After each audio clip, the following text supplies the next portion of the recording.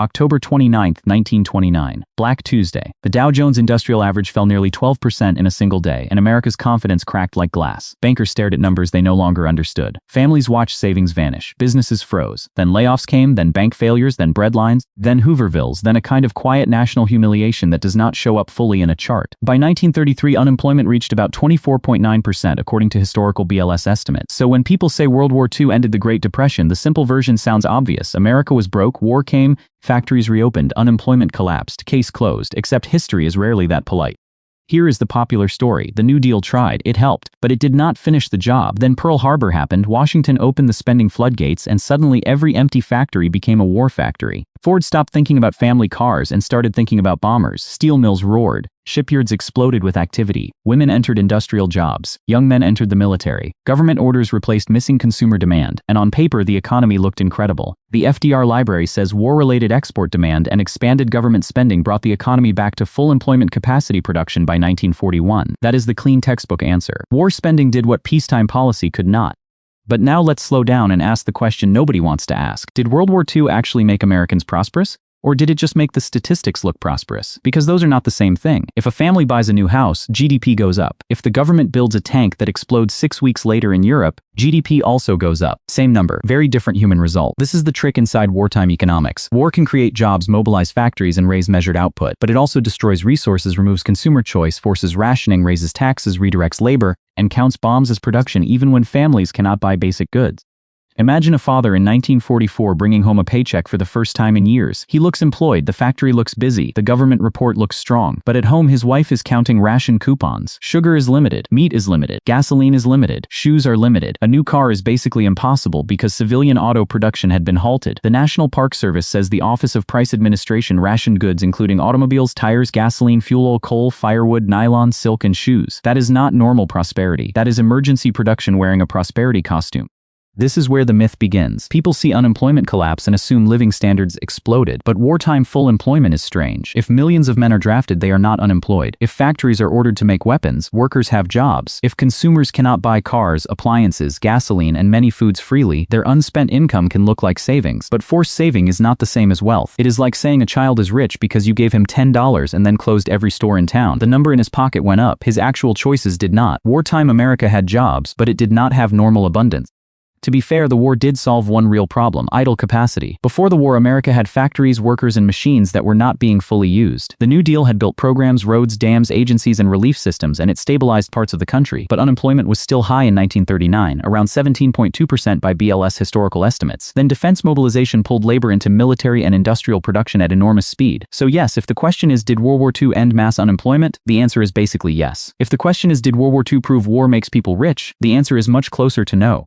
By 1944, the official unemployment rate was almost unbelievably low. BLS historical material shows unemployment fell to about 1.2% in April 1944. That number looks like economic heaven until you remember what was happening. Millions were in uniform. The government was directing production. Price controls and rationing were everywhere. The economy was not asking, what do families want? It was asking, what does the war need? That distinction matters. A healthy economy produces things people value voluntarily. A wartime economy produces things the state commands because survival is on the line. It can be necessary, it can be heroic, but it is not the same as normal prosperity. Think of the economy as a restaurant. During the Depression, half the cooks are unemployed, the kitchen is dark, and customers have no money. Then war arrives and the government says, everyone back to work, we need 10,000 meals. Suddenly the kitchen is busy, but the meals are not for the family sitting at the tables. They are packed into crates and shipped to the battlefield. The restaurant's output is massive. The workers are paid. The manager looks successful, but the customers are still eating smaller portions at home. This is the central illusion. Production increased, but much of it was not civilian well-being. The numbers were huge because the spending was huge. Fed data from the St. Louis Fed based on BA figures shows federal national defense spending reached 43.3% of GDP in 1944 and 37.2% in 1945. That is not a normal stimulus. That is the state taking command of almost half the economy for war. If a government spends at that scale, of course unemployment falls. The hard question is not whether government can hire people by ordering everything. The hard question is whether that spending creates lasting prosperity, or whether it temporarily hides the real question of what people can actually consume, invest, build, and choose. This is where Keynesian economists and free market economists start throwing chairs at each other, at least intellectually. One side says, the Depression was a demand collapse. The private sector was not spending enough. War forced government to spend enough, and that restored full employment. The other side says, yes, War created employment, but it diverted resources into destruction, suppressed consumption, and did not prove war spending makes society richer. Both sides are pointing at real things. The mistake is choosing only one sentence. World War II ended Depression-era unemployment, but wartime mobilization did not equal a normal boom in household living standards. The best test came after the war ended. If government spending was the only thing holding America up, then 1946 should have been a disaster. The war ended. Soldiers came home. Factories had to stop making tanks and start making civilian goods. Government purchases collapsed. Economists feared unemployment would surge. BLS summarizes recent NBR research by noting that the end of World War II brought a 70% decline in government spending in 1 year, major sectoral shifts and job changes for millions of people. That sounds like the recipe for a second Great Depression, and yet the disaster did not arrive. This is the part the simple myth cannot explain. If war spending saved the economy, why did the economy not collapse when war spending disappeared? A summary says unemployment rose only a few percentage points after the war, despite massive spending cuts. The related NBR paper notes that after reaching roughly 1% in early 1945, unemployment peaked at about 4.2% in spring 1946 and then stayed below 4% for several years until the 1949 recession. That is not the Great Depression coming back. That is an economy rapidly reallocating people from war production into civilian production.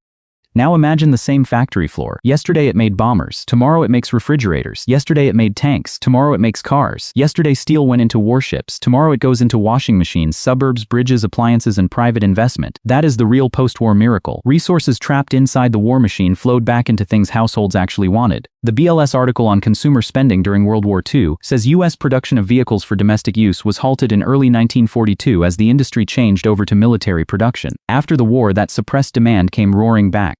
So maybe the better answer is this. World War II ended the Depression statistically, but peace converted the war economy into real prosperity. War put people to work. Peace gave them things to buy. War mobilized factories. Peace redirected factories toward living standards. War suppressed consumption. Peace released pent-up demand. War trained workers and expanded industrial capacity. Peace used that capacity for civilian life. That is why the post-war boom matters more than the wartime numbers. The war economy was a bridge out of mass unemployment, but the destination was not tanks. The destination was houses, cars, appliances, education, infrastructure, and a new consumer middle class.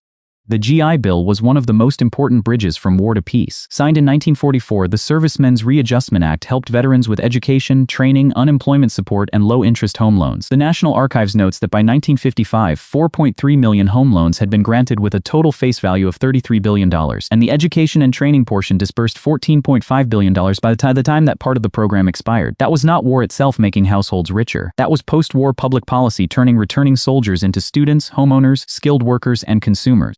But even that story has shadows. The post-war boom was real, but it was not equally distributed. Many black veterans faced discrimination in housing, education, lending, and local administration, even when federal benefits existed on paper. That matters because every golden age has a footnote written by the people excluded from it. The economy did not become fair simply because it grew. So when we say World War II led to a post-war boom, we have to separate three things: wartime mobilization, post-war policy, and unequal access. Growth happened. Opportunity expanded for many, but not everyone entered the same America through the same door.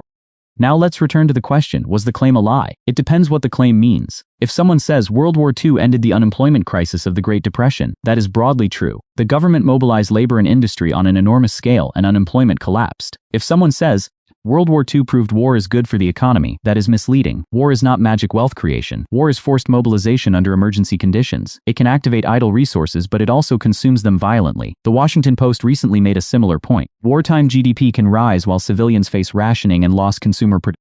This is where GDP becomes dangerous if people worship it without thinking. GDP measures output, not happiness. It counts military spending, medical bills, rebuilding after disasters, and consumer goods all inside the same broad accounting system. If a bomb is built, GDP rises. If a bridge is built, GDP rises. If a family buys a refrigerator, GDP rises. But the human meaning is different. A bomb may be necessary in war, but it is not the same as a refrigerator in a kitchen. World War II made GDP look enormous because the government ordered enormous production. But ordinary prosperity means families can buy, save, plan, and live without ration books.